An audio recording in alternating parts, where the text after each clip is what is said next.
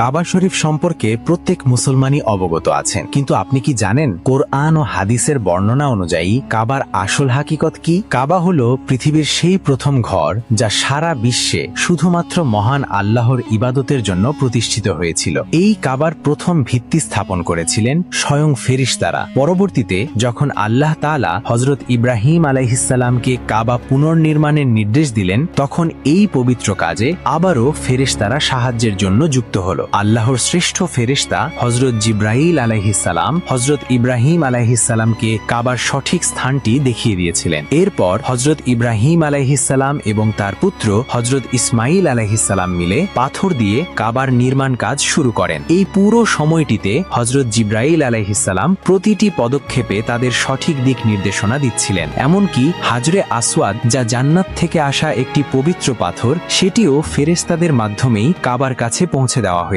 হযরত জিবরাইল আলাইহিসসালাম নিজ হাতে এই পাথরটি হযরত ইব্রাহিম আলাইহিসসালামের কাছে তুলে দেন, যাতে তিনি এটি কাবার এক কোণে স্থাপন করতে পারেন। নির্মাণ কাজ চলাকালীন যখন দেয়াল অনেক উঁচু হতে লাগলো এবং পাথর লাগানো কঠিন হয়ে পড়ল, তখন ফেরেশতারা হযরত ইব্রাহিম আলাইহিসসালামকে একটি বিশেষ পাথর উপহার দেন, যা আজ আমরা মাকামে ইব্রাহিম নামে জানি। হযরত ইব্রাহিম আলাইহিসসালাম সেই পাথরের উপর দাঁড়িয়ে নির্মাণ কাজ করতেন এবং অলৌকিকভাবে সেই পাথরটি প্রয়োজন অনুযায়ী স্বয়ংক্রিয়ভাবে উঁচু হতে থাকত, যাতে কাজ সহজে সম্পন্ন হয়। ফেরেশতাদের এই সাহায্য শুধু নির্মাণ কাজের মধ্যেই সীমাবদ্ধ ছিল না। যখন কাবার নির্মাণ সম্পন্ন হলো, তখন আল্লাহর নির্দেশে হযরত ইব্রাহিম আলাইহিসসালাম মানুষকে হজের জন্য ডাক দিলেন, আর ফেরেশতারা তার সেই আহ্বানকে অলৌকিকভাবে পৃথিবীর প্রতিটি কোণে এবং প্রতিটি মানুষের কানে পৌঁছে দিয়েছিলেন।